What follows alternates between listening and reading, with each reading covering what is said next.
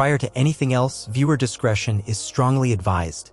The following content contains detailed, sensitive material intended exclusively for educational and entertainment purposes.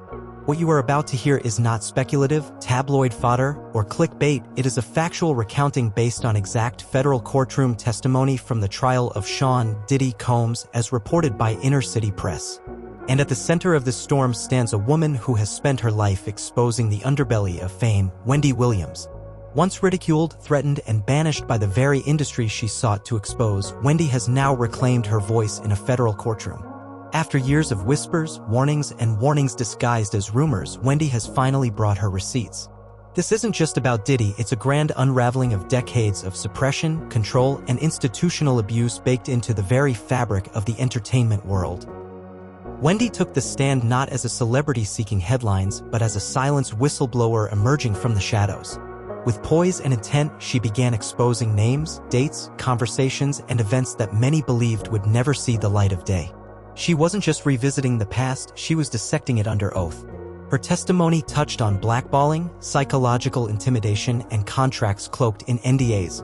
She presented emails from executives, transcripts from her show, handwritten notes, and time-stamped communications.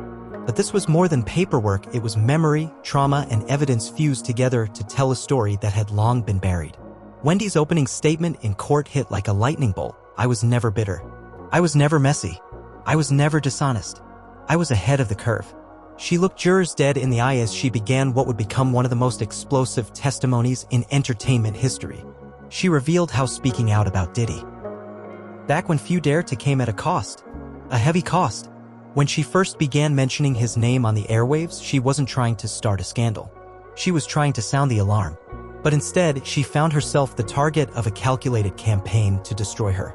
She recounted how, early in the 2000s, it was well understood across radio that if you said something negative about Puff Daddy, you'd get a call within the hour. She detailed moments when her station managers warned her to tread lightly. Advertisers pulled out. Prominent guests canceled. She recalled being chased by members of a girl group allegedly sent by Diddy after she commented on their financial woes. That wasn't just happenstance, Wendy told the court. That was retaliation. Organized, deliberate retaliation. For every rumor she aired, every truth she teased, she paid a price, be it syndication deals falling through, endorsements vanishing, or doors slammed shut. You can try to blacklist me. You can try to erase me. But you can't unmake me, Wendy said. And now I'm here. Under oath.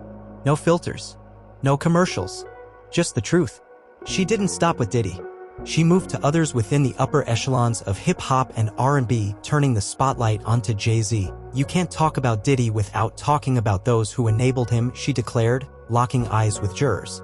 That includes Jay-Z. She then did what few in the industry have dared to do publicly. She brought up the deeply troubling relationship between Jay-Z and Foxy Brown. Foxy was 15. Jay was 27, she stated. The courtroom grew tense. She read lyrics, described the culture, and detailed how young girls were groomed, gifted, and ultimately controlled by powerful men who operated with impunity. And then she dropped a bombshell, the alleged existence of a now-missing tape involving Jay-Z, Foxy, and Jamie Foxx. She explained that shortly after rumors began, Foxy's home was mysteriously burglarized and the tape disappeared. Coincidence? She asked the jury. I don't believe in those. Wendy explained how she was yanked off radio shortly after demanding answers. She was called toxic, unstable, a gossip monger. But, as she made clear in court, I asked the questions no one wanted to hear because they needed to be asked. She produced documents, call logs, and statements from producers and executives showing how quickly her career crumbled after she aired her concerns. But the most chilling testimony came when she described what she called the part no one wants to believe. The infamous parties. They weren't parties, Wendy said. They were operations. She described them in detail. Phones confiscated, NDAs signed at the door, rooms segmented by theme or act, cameras rolling. She described hearing about these events as early as the late 90s and how they grew more elaborate and disturbing over time. She referenced Karen Superhead Steffen's interview in which she claimed Diddy invited her to a party and demanded male-on-male activity. Wendy testified that Superhead wasn't alone, others came forward privately sharing eerily similar stories. These weren't isolated events.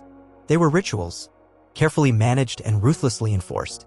Some attendees reportedly needed IVs after the fact, and medical professionals were on site. This wasn't social, Wendy said. This was structured exploitation. Then came the baby oil. What started as a running joke on her radio show later became horrifyingly real when authorities discovered a massive stash of it, matching Wendy's original descriptions. I said it on air years ago, Wendy told the court. No one believed me. Now look. She redirected her testimony to another familiar name, Cassie Ventura. Wendy had long raised concerns about Cassie's relationship with Diddy.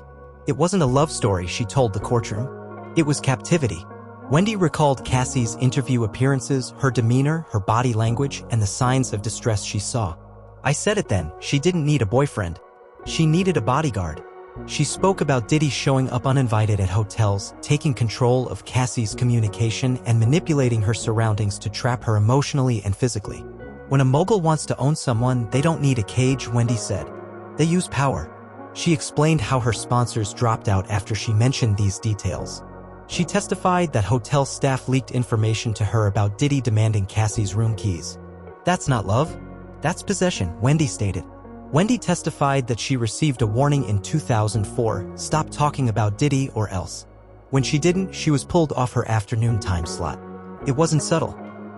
It was a hit job, she said. She named PR firms, label execs, and media producers who, she claimed, had received calls pressuring them to blacklist her. Then she circled back to her own blacklisting. She described being ambushed by the group Total outside her studio after calling them washed. They didn't show up on their own, Wendy said. They were sent.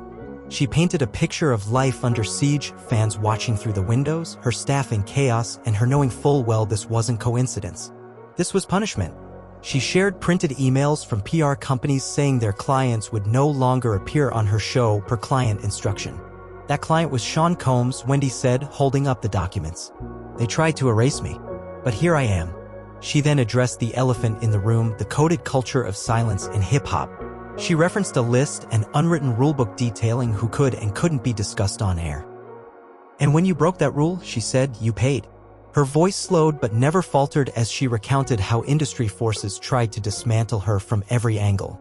Threats to producers, emails to networks, warnings from higher-ups. She was burned at the stake not for lying, but for telling the truth too soon.